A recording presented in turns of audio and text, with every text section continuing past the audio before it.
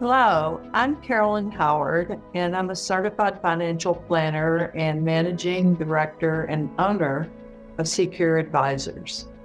I was widowed many years ago, and what I have learned through this process in helping other widowed people is that one of the biggest questions that comes up is, should I stay in my home? I chose not to stay in my home because it was too much for me to take care of. But it certainly involved navigating that very carefully, for sure. So, what I want to talk about today is if you decide to stay in your home, what do you need to think about if you can afford it? One of the first things you need to do is make sure you have access and know all of your income sources. Those income sources might have changed with your late spouse's debt, such as your Social Security if you're on Social Security. Or going forward, you may have a larger Social Security benefit through what he had or would have had. So look at all your income sources, whether you're still working or not, whether you have rental income, etc. Then look at all your expenses, excluding your home expenses, such as mortgage, property tax, insurance, etc. So look at what you're spending on groceries, if you have children at home, childcare, if you're looking at utilities, all expenses over and beyond what your mortgage is. Add those up, then add in your mortgage if you have one, your mortgage payment, your insurance, your property taxes, and also I like to include maintenance in that actual house expense. So once you have all of that, you add up all of your expenses, including your additional expenses that we first discussed, such as groceries, transportation, car insurance, utilities, etc., your mortgage expenses, and then see how that compares to your income. This may help you decide whether or not you want to stay in your home. If you have children still living at home, you may decide that staying at home is the best thing. So how can I manage all of those expenses with a different income that you may have? You may have to tap into your investment resources. Once you have determined that, then that could help you make sure you have the ability to stay in your home. But you might say, Carolyn, I really don't want to stay in my home. So now what? Well, I think the first thing you need to think about is not making decisions too quickly.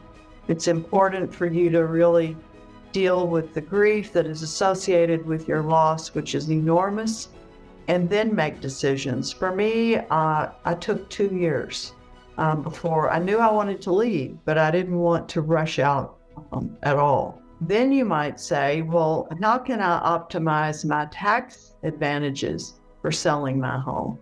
And if you don't know if there are tax advantages or not, I will share with you that there are tax advantages. One of them is each person is entitled to $250,000 of capital gain free selling price. If you sell your home within the first 1 or 2 years, you get to actually use your late spouse's $250,000 benefit as well. So that would mean you have the ability to capture $500,000 of capital gains.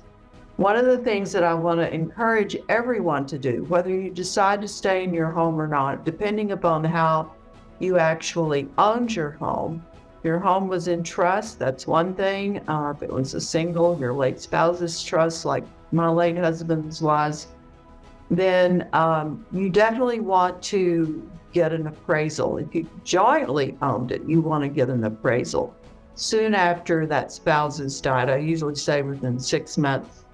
And the reason for that is that death triggers a new value in terms of cost base. So what is cost basis? Cost basis is in fact what you paid for your home plus any improvements. But the value, if you've been in your home as long as I was, which was a few decades, then that cost base got stepped up in my late husband's trust. So it saved me an enormous amount of taxes, even with the $500,000 capital gain free amount that I had available to me. So taxes drive everything if you decide you want to sell. I have a client in Florida, and she has not been ready to sell for a long time. Her late spouse has been gone for 5 years. She definitely has found something, a condo that she wants to move into from her very large home. So she's only going to be entitled to that $250,000 capital gains free amount on what she sells her home for. What are the next things that I need to think about? There are a lot of decisions that need to be made during this process of to stay or not to stay, to want to stay or not to want to stay. And one of them is children. So going back to taxes, if in fact you have dependent children living at home, one of the things to know about taxes is that you're going to continue to be able to file for 2 years as a joint filer. So you and your late spouse can join file for those tax returns. After that, you can file as head of household. But keep in mind, this house selling can be a huge factor in looking at all of that. I always encourage anyone to work with professionals. Don't tackle this on your own. One of the things that I specialize in is working with widowed people to help them navigate all of the moves they need to make in order to go forward.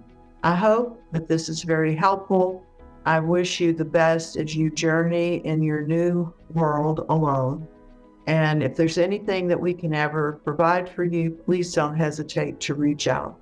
My email address will be attached to this, along with the worksheet that we have prepared as well, and my cell phone number.